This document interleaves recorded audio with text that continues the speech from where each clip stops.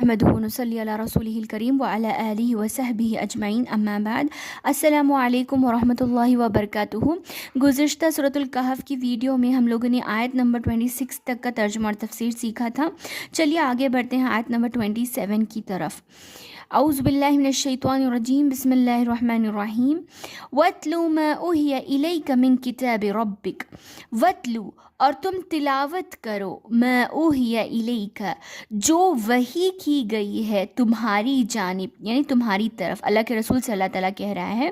من کتاب ربک، تمہارے رب کی کتاب سے، یعنی تمہارے رب کی کتاب جو ہے یعنی قرآن مجید جو تم پر وحی کی گئی ہے، اسے تم بار بار تلاوت کیا کرو، اسے پڑھتے رہا کرو۔ ہاں اگرچہ اس میں مخاطب اللہ کے رسول سے ہے کیونکہ وحی اللہ کے رسول پر نازل ہو رہی ہے، لیکن اس سے مخاطب پوری امت ہے، یعنی ہر مسلمان سے اللہ تعالیٰ یہ باتیں کہہ رہا ہے۔ لا مبدل لکلماتہ، کوئی نہیں بدل سکتا اس کے کلمات کو۔ دیکھیے اس کے علاوہ اس سے پہلے جتنی بھی آسمانی کتابیں تھیں، چاہے وہ بائبل ہو یا جو بھی مختلف آسمانی کتابیں ہیں اس سے پہلے جو گزر چکی ہیں، اور اب کے زمانے میں جو بائبل باقی ہے، اس میں جو ان کے علماء تھے، یعنی ان کے جو پادری فادرز وغیرہ، ان لوگوں نے اپنی جانب سے اس میں تبدیلیاں کی، جو چاہے وہ اس میں ایکسٹرا لکھ دیتے، جو چاہے اس میں سے مٹا دیتے، یعنی جو حکم پسند آتا اسے رکھ لیتے اور جو حکم پسند نہیں آتا اسے تبدیل کر دیتے۔ لیکن اللہ تعالیٰ نے خود جیسے اس سے پہلے بتا دیا کہ اِنَّا نَحْنُ نَزَّلْنَا الذِّكْرَ وَإِنَّا لَهُ لَحَافِظُونَ، ہم نے اس کتاب کو نازل کیا اور ہم ہی اس کی حفاظت کریں گے۔ تو اس کتاب کی حفاظت کی ذمہ داری نے اللہ رب العالمین نے اپنے سر پر لے لی ہے، تو اس قرآن کو کوئی نہیں بدل سکتا۔ وَلَن تَجِدَ مِن دُونِهِ مُلْتَحَدًا، اور تم ہرگز نہیں پاؤ گے من دونہ اس کے سوا، اس کے سوا سے مراد اللہ تعالیٰ کے سوا، ملتحدہ کوئی بھی پناہ کا، یعنی اگر تم ایسا کرو گے یا کرنے کی سوچو گے بھی تو اللہ کے علاوہ تمہیں کوئی نہیں بچا سکتا، اللہ کے سوا تمہیں کوئی پناہ نہیں دے گا اس کی، یعنی اس کے عذاب سے، اس کی گرفت سے کوئی تمہیں بچا نہیں سکتا۔ تو یہ اللہ تعالیٰ یہ کہہ رہا ہے اللہ کے رسول صلی اللہ علیہ وسلم سے کہ آپ جیسا یہ قرآن جیسا نازل ہوا توں کا جو، آپ ویسے ہی لوگوں کو اسے پہنچاتے رہیں، اور اسے جیسے اللہ تعالیٰ نے فرمایا ہے ویسے احکام لوگوں کو بتاتے رہیں اور اس کی تلاوت کرتے رہیں۔ اس میں ہرگز اس میں تبدیلی کرنے کی کوشش بھی نہ کرے۔ جیسے میں نے ابھی آپ سے کہا کہ یہ حکم گرچہ اللہ کے رسول سے ہے، لیکن اس سے خطاب پوری امت ہے، اللہ تعالیٰ ساری امت سے کہہ رہا ہے اللہ کے رسول کو مخاطب کرتے ہوئے۔ اس کے بعد جو آیت ہم لوگ پڑھ رہے ہیں، یہ آیت کا شان نزول ہے، اور اس کا شان نزول وہی ہے جو سورۃ الانعام آیت نمبر 52 کا ہے۔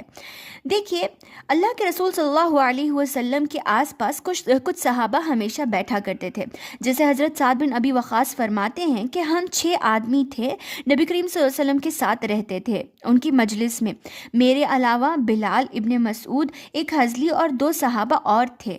جب قریش مکہ نے یہ خواہش ظاہر کی اللہ کے رسول صلی اللہ علیہ وسلم سے کہ آپ ان لوگوں کو جو آپ کے پاس آپ کی مجلس میں ہمیشہ رہتے ہیں، یعنی یہ جو غریب صحابہ ہیں، کیونکہ بلال رضی اللہ عنہ وغیرہ یہ لوگ غلام تھے اور ابھی آزاد ہوئے تھے، یہ لوگ غریب تھے، تو ان لوگوں نے کفار مکہ نے یہ چال کی، یعنی جان بوجھ کر انہوں نے یہ خواہش ظاہر کی کہ آپ ان صحابہ کو اپنے پاس سے ہٹا دیجئے تاکہ ہم لوگ یہاں پر بیٹھیں، کیونکہ وہ لوگ اپنے آپ کو بہت مالدار اور بہت اچھے رئیس سمجھتے تھے، تو ان کا یہ کہنا تھا کہ آپ ان کو اپنی مجلس سے ہٹا دیجئے، ہم بیٹھ کر آپ کی باتیں سنیں گے۔ تو تھوڑی دیر کے لیے اللہ کے رسول نے بھی یہ سوچ لیا تھا کہ چلو کوئی بات نہیں، اگر اس کے ذریعے سے یہ لوگ ایمان لا لیتے ہیں اور میری مجلس میں بیٹھ کر دین کی باتیں سنتے ہیں تو اس سے اچھی بات کیا ہو سکتی ہے۔ اللہ کے رسول صلی اللہ علیہ وسلم نے چونکہ ایک دائی تھے اسی لیے اللہ کے رسول نے یہ سوچا، لیکن اللہ تعالیٰ کی یہ بات ہرگز ناگوار تھی کہ اللہ کے اتنے پیارے صحابہ کو ہٹا کر ان دنیاوی لوگوں کو بٹھا لیا جائے۔ دیکھیے اللہ تعالیٰ کیا کہتا ہے، وَاصْبِرْ نَفْسَكَ، آپ روکے رکھیں اپنے نفس کو، مع الذین ان لوگوں کے ساتھ، الذین جو یدعون پکارتے ہیں، ربہم ان کے رب کو، بالغداۃ والعشی صبح اور شام، یعنی وہ صحابہ جو صبح اور شام اللہ تعالیٰ کے ذکر میں مشغول رہتے ہیں، آپ انہی کے ساتھ رہیے، یریدون وجہ اس کا چہرہ چاہتے ہوئے، یعنی اس کی رضا چاہتے ہوئے، اس کی خوشنودی چاہتے ہوئے، ولا تعدوا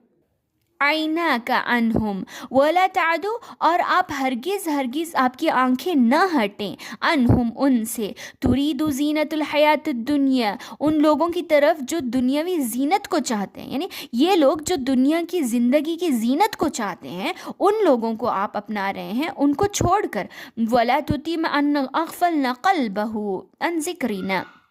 اور آپ ہرگز نہ اطاعت کریں ان لوگوں کی جن کے دل، قلبہ دل، قلب دل کو کہتے ہیں، ان کے دل جو غافل ہیں، ذکرینا ہمارے ذکر سے، یعنی وہ لوگ جن کا دل ہی ہمارے ذکر سے غافل ہے اور جو دنیا کو چاہتے ہیں، آپ ان کو ریپلیس کرنا چاہتے ہیں جو ہمیشہ اللہ تعالیٰ کے ذکر میں رہتے ہیں صبح شام. ایسا ہرگز نہیں ہو سکتا. آپ ان کو ہرگز کمپیئر نہیں کر سکتے، آپ ان کو ہرگز نہیں بٹھا سکتے. وَكَانَ أَمْرُهُ فُرُوطًا، کہ ان کا معاملہ حد سے گزرا ہوا ہے، یعنی یہ لوگ تو حد سے تجاوز کرنا چاہتے ہیں، حد سے آگے بڑھنا چاہتے ہیں. آپ ہرگز ان کی بات کو نہ مانیے.